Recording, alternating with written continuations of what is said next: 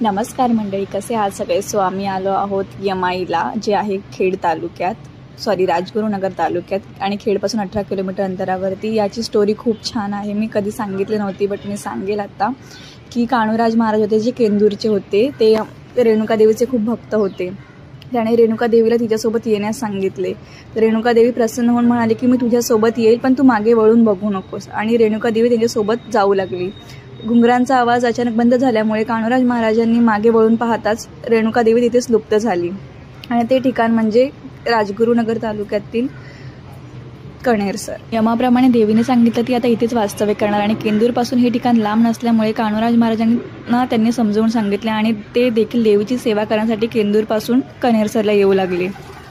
आता इथे आम्ही नारळ घेतले होते देवीसाठी, ते फोडले आणि प्रसाद म्हणून सगळ्यांना वाटला. सो आम्ही आता नेक्स्ट डेस्टिनेशन कुठे जाणार आहोत, सो त्यासाठी stay tune. Do like, share and subscribe.